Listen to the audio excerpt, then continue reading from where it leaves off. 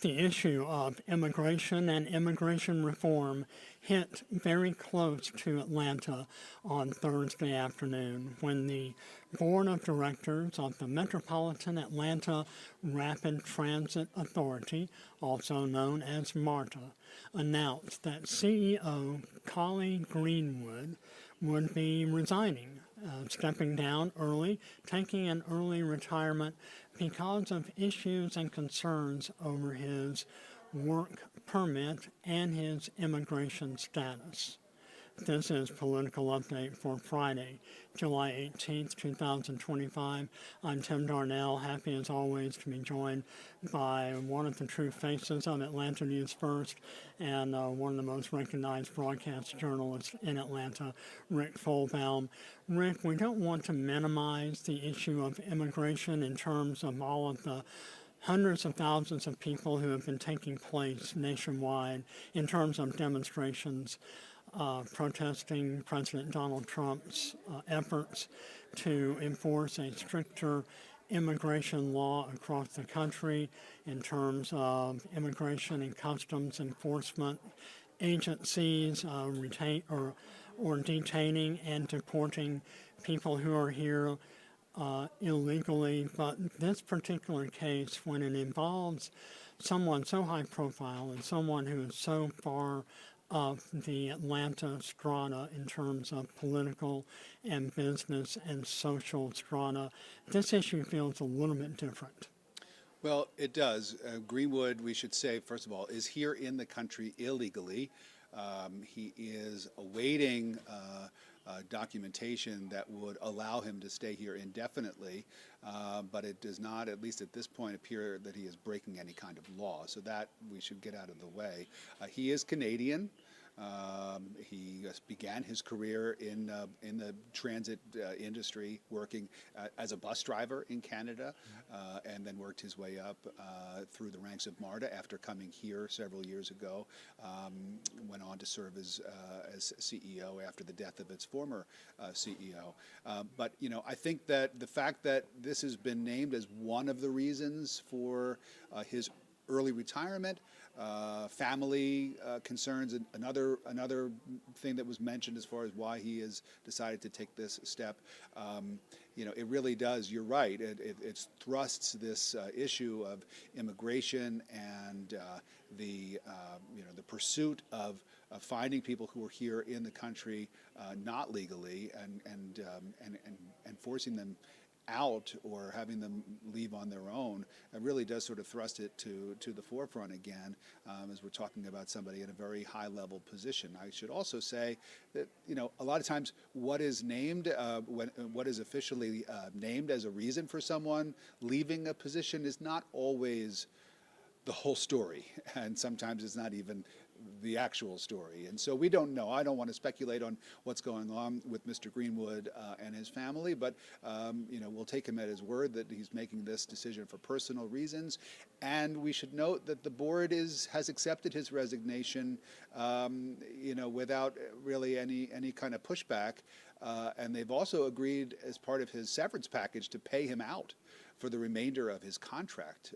And this is an executive who was making a very large salary in the $400,000 plus a year range, and he will now be paid that money in full for the remainder of his contract, which goes on for another year plus. So, we'll see what happens. There are certainly a lot of people in the city council who will not be disappointed to see Greenwood leave that post. MARTA has suffered some major problems, especially since COVID-19, and it has lagged compared to other mass transit agencies in other parts of the country in terms of getting those ridership levels back up to the pre-COVID levels. Everyone has a public transit complaint or horror story. We hear them all the time, and MARTA has come under a lot of criticism, rightfully so. This is a publicly funded agency through the Georgia General Assembly and also through the city of Atlanta and the DeKalb County. So taxpayers like you and I contribute annually to MARTA through its public funding. Yet this is an agency that despite the fact that many people feel that the rail line doesn't extend to wherever they really want to go, like Washington or New York City, and sometimes trains lag behind. This is nonetheless an agency that moves hundreds of thousands of people daily all across the city of Atlanta and the metro area, not only by rail but by bus. That's right. And, you think about Atlanta, it is not exactly a city that is associated with its mass transit systems the way, for example, New York City is, or London, two cities that I've had the opportunity to live in. And even in those cities where the transit systems are used by such a large percentage of the population, there are complaints about the subway systems as well. So, I think no matter where you go, there are going to be people who have complaints about, this or that. But like I said, I think that there will be people in City Hall and also in the City Council building that will not be disappointed to see Greenwood go, and hope that whoever it is that comes in on a permanent basis to take his place is able to steer the agency in a more profitable direction. And let's talk for a moment, as we're continuing to talk about the resignation of MARTA CEO Colin Greenwood over issues regarding his immigration status and also his personal situation, wanting to spend more time with family and friends. Let's talk about where MARTA goes from here. We're all familiar with the incident over the weekend at a Beyonce concert where an escalator malfunctioned at the Bondi City station, causing several people to be hospitalized with injuries. We talk about the somewhat irregular train schedule that the system finds itself under whenever there are major events. And yet we have one of the largest sporting events in the world coming to Atlanta next year. Where does MARTA go from here, and what are some of the challenges the agency faces? Well, I think you mentioned some of the upcoming events taking place here in Atlanta, and really the need for a reliable and safe public transit system for when all of these people come to Atlanta next year for the World Cup matches that will take place here. We've talked about so many different parts of the city preparing, gearing up for the influx of visitors that are expected, and the transit system it has got to be up there near the top in terms of different agencies and offerings that the city of Atlanta really wants and needs to make available to all of its visitors in order to really, I think, be thought of and looked at as a world-class city. The issue here, of course, is that we do not really have a culture here of riding mass transit. There isn't the long history in Atlanta with mass transit the way that there is in other parts of the country, like the ones that I meant, like New York, for example, and London, which I mentioned. But, I think that people here, there is a mindset that goes along with public transit, and Atlantans and folks don't seem to have that mindset the way that people in other parts of the country do. But to get it up and running and have it be reliable and safe is going to be crucial, especially with those big ticket events that are coming here to town in the next year plus. Well, the issue of immigration is one of the main topics, one of the main issues that President Donald Trump's administration continues to confront. The other issue, seemingly never ending, the very strange case of Jeffrey Epstein and the release of any public documents, public transcripts related to that infamous case. We all remember then presidential candidate Donald Trump on the campaign trail said that he would like to see as much transcripts and information regarding the case and the subsequent ruled suicide of Jeffrey Epstein after he was tried and convicted of some very heinous, disgraceful charges. Donald Trump said he would like to see those records released. Very recently, over the last couple of weeks, his Attorney General, Pam Bondi, has said, though, any records would not be released, that there is nothing to release and there's no evidence that contradicts the official report that Jeffrey Epstein did in fact commit or died by his own hand inside a New York State correctional facility. Within the last 24 hours, some pretty remarkable developments. Two of President Trump's strongest supporters in the U.S. House, Colorado Congresswoman Lauren Boebert and Georgia's own Marjorie Taylor Greene, have co-sponsored a resolution that was introduced by Oklahoma Republican Congressman Thomas Massie and, believe it or not, California Democrat Ro Khanna. Whoever said bipartisanship was dead in the U.S. House of Representatives really needs to take a look at this, but this resolution is calling on President Trump's administration to release portions of the Jeffrey Epstein case.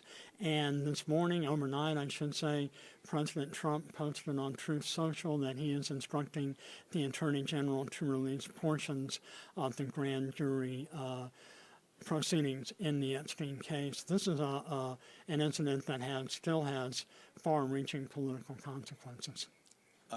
It certainly could, and politics, the saying goes, makes strange bedfellows, and so you see here MAGA, the president's most ardent MAGA supporters, in agreement with some of the nation's top Democrats in their view that all of this information must be released. Donald Trump came into office and really, in a lot of ways, built his political career by promising to drain the swamp. And so for a lot of his supporters who latched on to that and really were attracted to the idea of that, to now see his own Justice Department saying, essentially, there's nothing to see here after years of promising and sort of conspiracy theories being stoked that there was, said that there were other things at play, I think is very disappointing for the president's base. Whether this is the kind of thing that will drag on, say, like the Whitewater scandal for the Clinton administration years ago, a story that broke in the news and then just did not go away. That remains to be seen, but right now it does seem like this Epstein story has legs.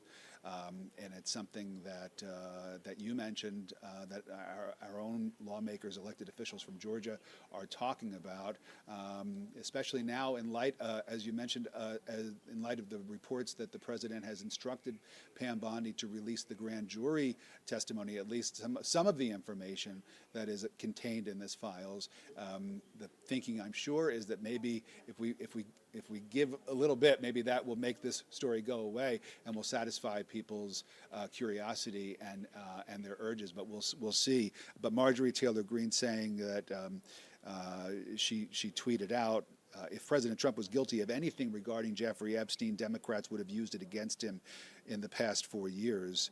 And she's also now thanking Pam Bondi and the president for announcing that these grand jury transcripts will be unsealed.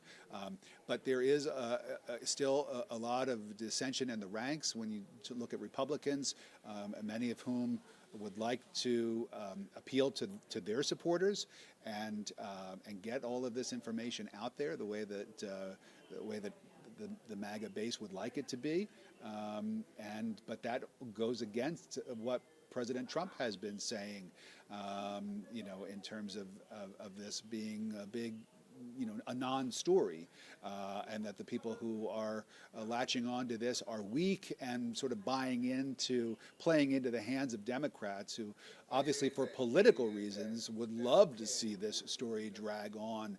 Whether they believe that there's anything more to it or not, every day that it's in the headlines is another day of potentially negative headlines surrounding the president, which they see as a win for them. It's one of those stories that has a lot of salacious public interest in terms of who might be included as one of the individuals partaking in these, rather disgraceful acts, whether or not it's President Trump. I won't even speculate any of the other names. But in terms of the day-to-day impact of the Jeffrey Epstein case, as journalists, we can get kind of frustrated because we're looking at it, does this have any day-to-day impact on us economically or things of that nature? And yet there's still a lot of public interest in it. Yeah.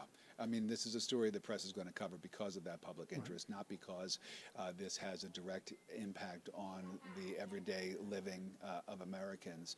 I mean, certainly the tariffs, for example, and possible price increases as a result. That is a story that really hits Americans in their pocketbooks, and so you see journalists go after that. But, journalists, like anybody else, they love a good story. And like you said, the salacious details of this involving sex with underage girls and big, high-profile names, bold-faced names, possibly involved in that, complicit, and perhaps even participating in those acts, is something that has really motivated a lot of people for a number of years to try to get to the bottom of it and try to figure out exactly what we do know as a result of the investigations into Jeffrey Epstein.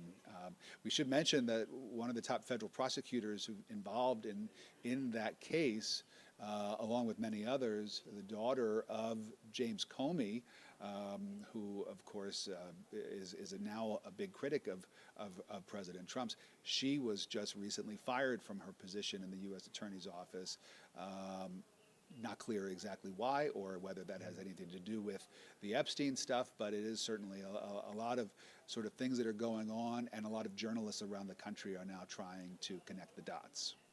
Well, another one of President Trump's strongest supporters nationally and locally here in Georgia, Lieutenant Governor Burt Jones. We reported last week that he has formally announced his campaign to become the 86th Chief Executive Officer of the state of Georgia, and this past week he announced a plan to eliminate the state income tax. I should say this is a campaign promise that he had said he would pledge to undertake, eliminating Georgia's income tax. And as Lieutenant Governor, he's kind of in a unique position to help make that happen, which is what he's doing right now. On Thursday afternoon, he announced the formation of a special state Senate committee that will meet beginning sometime this summer and be abolished in mid-December 2025, looking at that overall plan to eventually eliminate, phase out, whatever terminology you want to use, Georgia's income tax. And I found it rather interesting. We would typically look at this as a platform. Yes, I'm supporting the elimination of the state income tax. The Lieutenant Governor is putting into plan an action plan that could conceivably do that. But also on the committee, I found very interesting, majority Republicans, no surprise there, a couple of Democrats, but three very notable state senators, all three of whom, two of whom have already announced campaigns to replace the Lieutenant Governor himself in 2026. Yes. Senate Majority Leader John Kennedy of Macon and State Senator Steve Gooch of Dahlonega, who, as I recall, was the first candidate to announce a lieutenant gubernatorial bid. What's even more interesting, the committee will be chaired by State Senator Blake Tillery of Vandalia, who has been rumored and who has gone on record as saying he might also undertake a lieutenant gubernatorial bid. Well, I mean, we'll see. I think that there are a lot of people who are accusing the lieutenant governor of playing politics here, that this is a ploy to garner the support of voters. Even his Republican opponent for the GOP nomination, Chris Carr, the Attorney General, is using that kind of language, along with some Democrats too. And you know what? This is what politicians do when they're trying to win people's votes. They talk about things like putting more money back into the pockets of voters. It's just the way it goes for all politicians of all stripes and both sides of the aisle, of course. But it certainly is nice to think about the idea of the elimination of a state tax. You dig down, and I'm sure this is what the committee is going to be doing. You dig down and look at what some other states where this has happened what the ramifications of that have been. And in Tennessee, for example, they've had to raise the sales tax in Tennessee a considerable amount in order to make up for the loss of income that the state lost when it got rid of its sales tax. And so while it sounds great and maybe even sort of looks great on paper, you really have to dig down and see exactly what happens. Where do you get this money from? And what does this money go towards? The sales tax, or rather the state tax here in Georgia, it provides a lot of the funding for things like education and infrastructure. For preparedness and response to natural disasters. So these are areas, where it might sound great to eliminate a tax, but you really have to think it through and say, well, what happens if we do that? And look no further than Central Texas, the site of those devastating, horrific floods from earlier this month, where there were calls prior to the flooding to install these warning sirens along the river that eventually flooded. But those plans were scrapped because of the costs. They didn't want to pay for them. And so you really, you really have to look at these efforts to save money, to put more money in the pockets of voters. Which has been a winning voting strategy in the past. Absolutely. I mean, it makes for a great political slogan. It's a great line for an ad, that Lieutenant Governor Burt Jones is looking to eliminate the state tax. People hear that and they're like, oh, that sounds really good. Let me hear more about the Lieutenant Governor and his run for the Republican nomination. So we'll see how that plays out. I think it's very interesting that Chris Carr has already staked his claim to being opposed to this. And so very, very quickly, there is a clear distinction between the two main candidates at this point for the Republican nomination, for the Republican gubernatorial nomination. Well, that's an issue we're going to continue to follow heading into, for the rest of this year and into the hugely consequential 2026 midterm elections. Thanks all of you for watching and listening to this edition of Political Update for Friday, July 18th, 2025. For Rick Fulbaum, I'm Tim Darnell. Thank you for watching Political Update from Atlanta News First Plus. For more breaking news, live coverage, and political updates, download the Atlanta News First app. You can also watch on YouTube, Roku, Apple TV, and Fire TV. Listen to more of our political update podcasts by searching Atlanta News First on your preferred listening platform.